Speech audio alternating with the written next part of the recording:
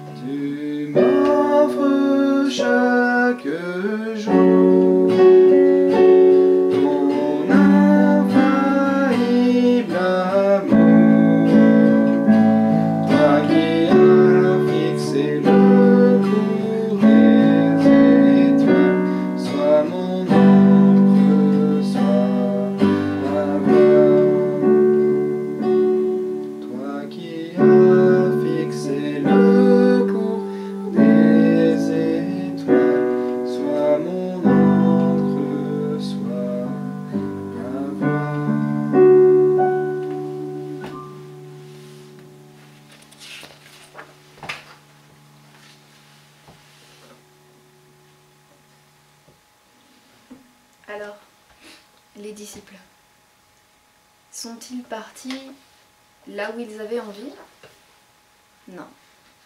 Et comme tout homme perdu devrait faire, les apôtres ont commencé par se réunir pour prier.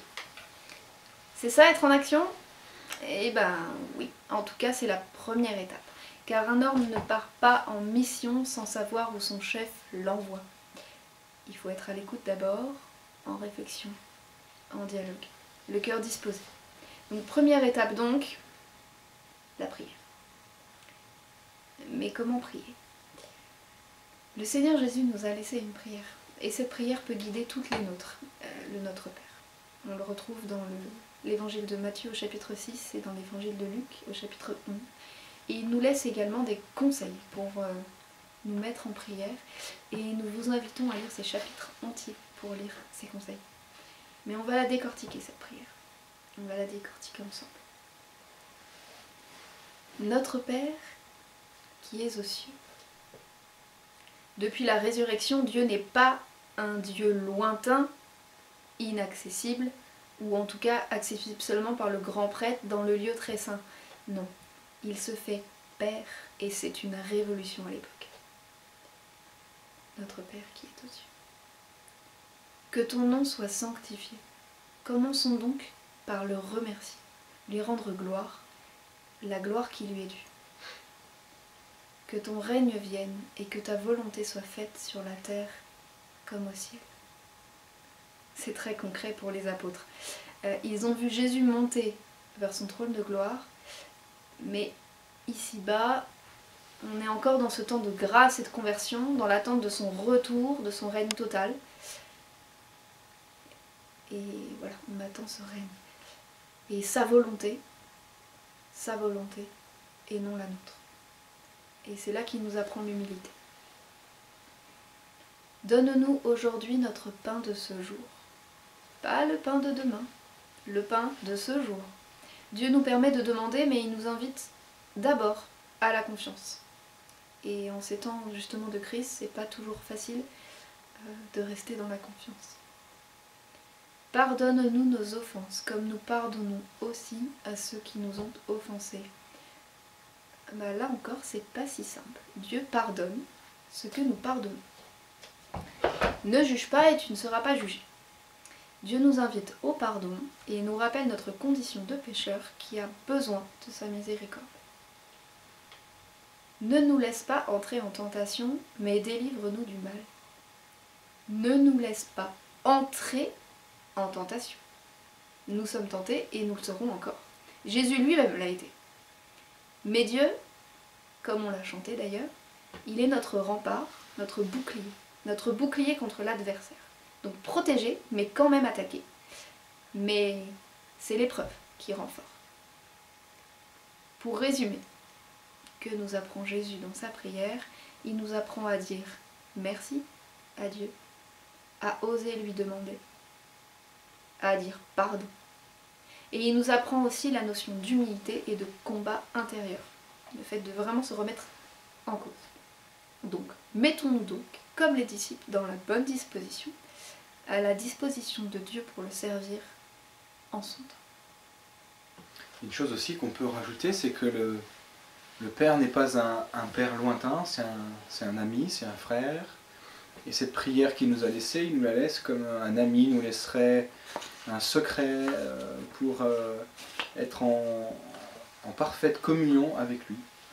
Et on peut s'approprier cette prière tous les jours quand on n'arrive pas forcément à prier.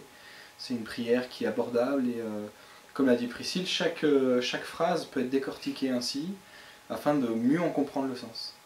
On vous propose de prendre un chant qui s'appelle Abba Père, qui proclame que Dieu règne à jamais sur cette terre et qu'il est notre Père et que nous voulons lui rendre gloire.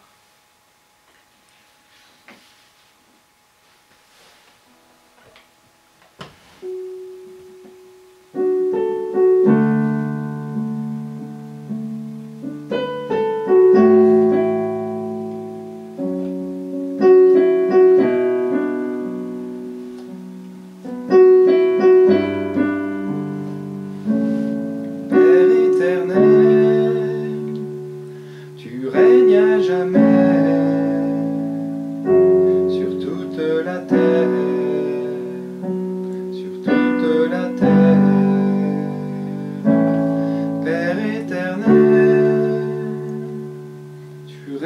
jamais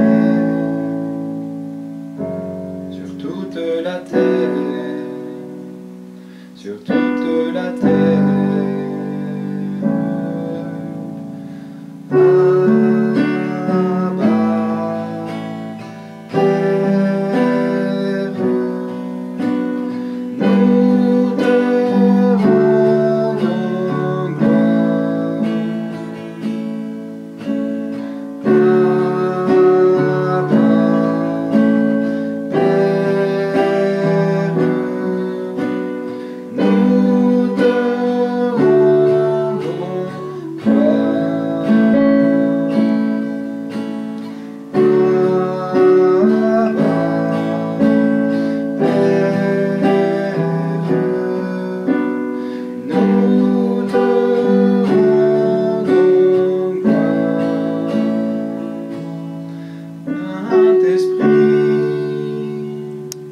Souffle de vie,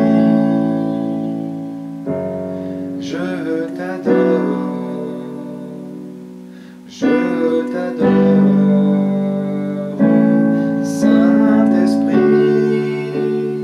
Saint-Esprit, souffle de vie, je t'adore, je t'adore.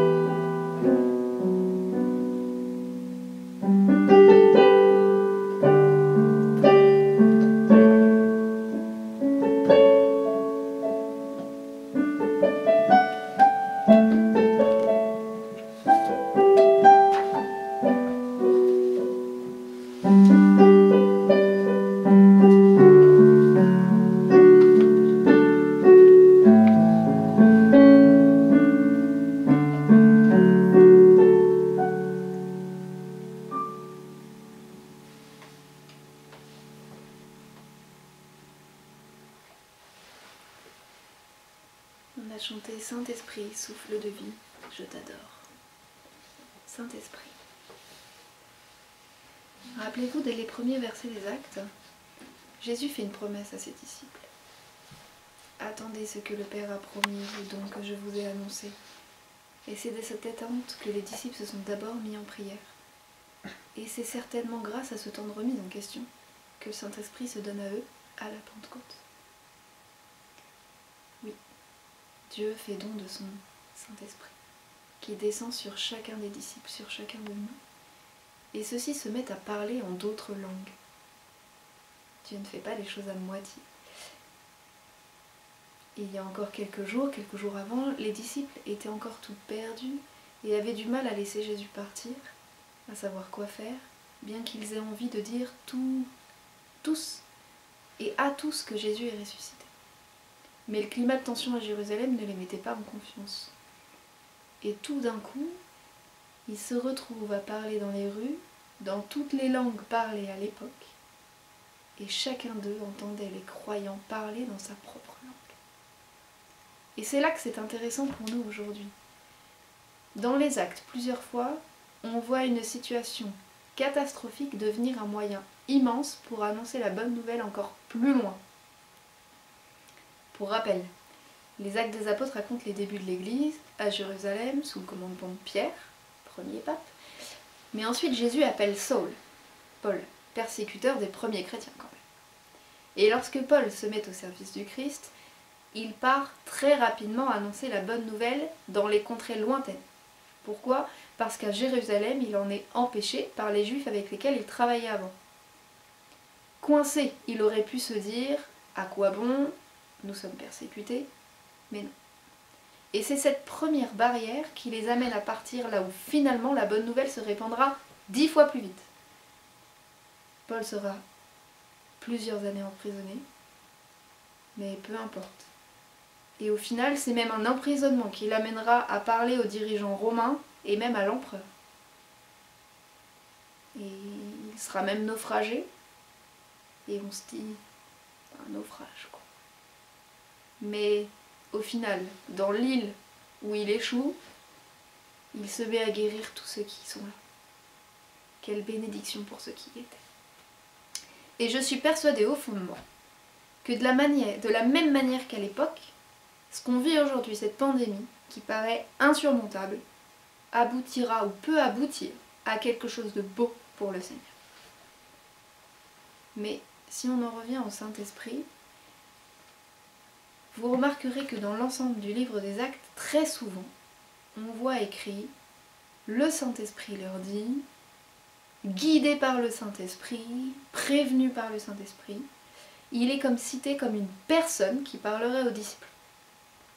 Et cela a même amené certains croyants à parler du livre des Actes comme du livre des Actes du Saint-Esprit, en fait.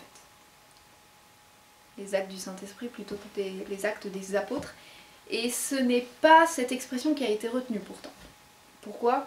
Peut-être pour nous rappeler que le Saint-Esprit, il agit en nous et par nous.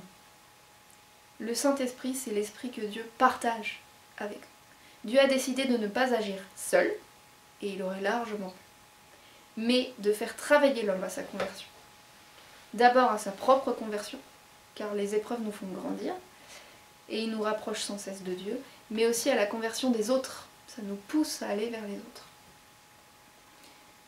Quand nous nous donnons à Dieu, il peut faire de grandes choses à travers nous, qu'on n'aurait jamais pu faire par nos propres moyens. Et le Saint-Esprit, c'est cet élan surnaturel pour les choses divines. Cet élan qui nous pousse justement à aller au-delà de ce qu'on aurait pu faire en temps normal.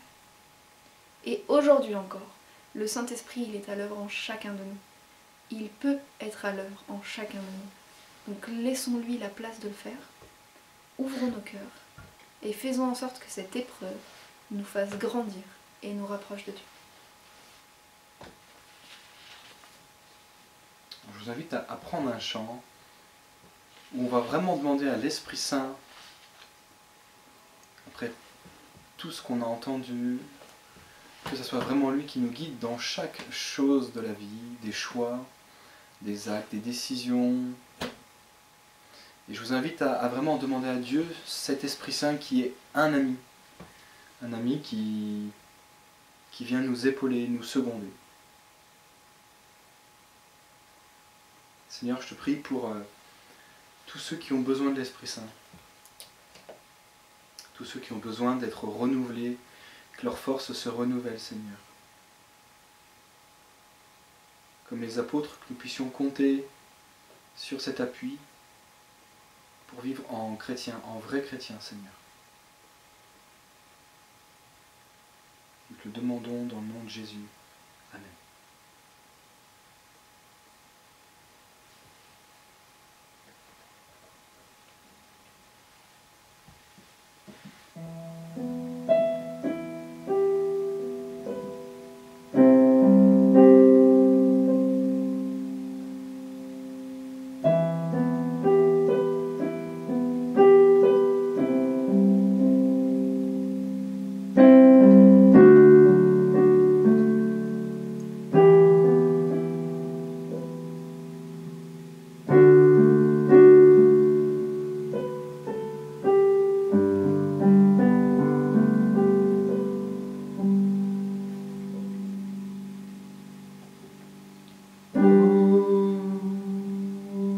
Saint-Esprit,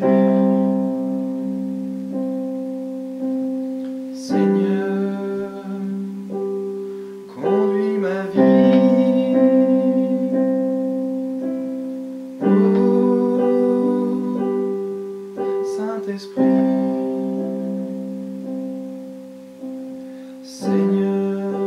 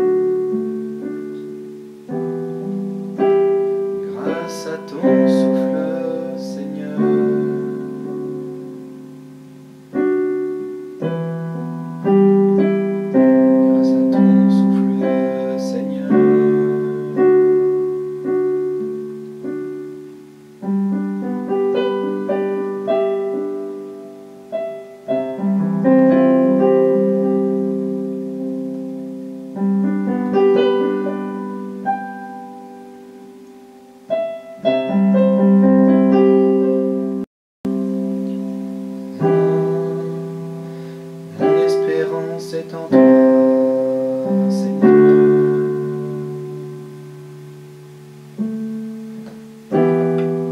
Oui, je marche sans me fatiguer.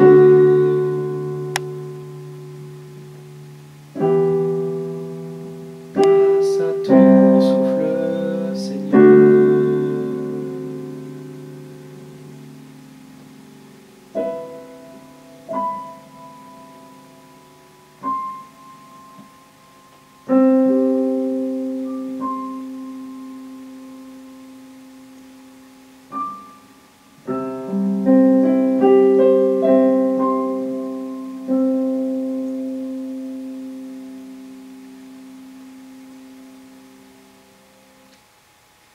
Oui Seigneur, tu conduis la vie. Tu conduis la vie de chacun de nous. Même si on a l'impression de marcher seul, tu marches avec nous, Seigneur. Tu es avec nous à chaque instant. Et tu nous as donné ton esprit pour nous guider, Seigneur. Apprends-nous à être davantage à son écoute, afin que tu puisses te servir de nous, pour aider ce monde à avancer.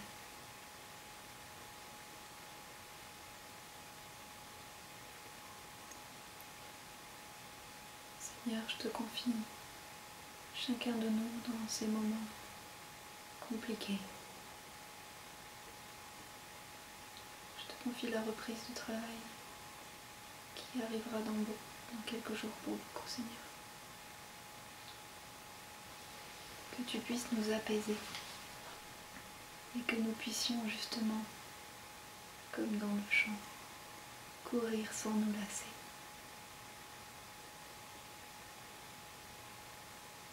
Et faire rayonner de joie le monde dans lequel nous vivons, Seigneur. Rayonner de ta joie.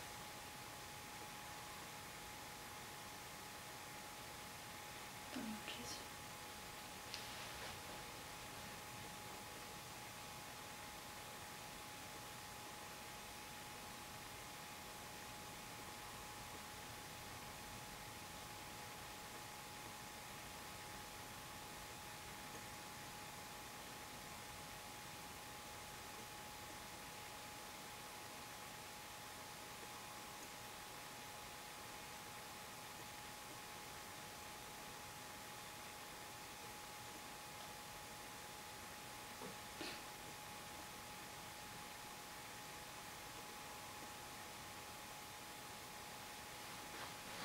Amen.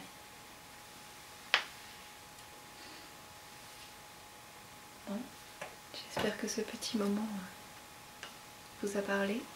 Peut-être qu'on se retrouvera une prochaine fois. Oui. Et puis, on vous dit bon courage à tous.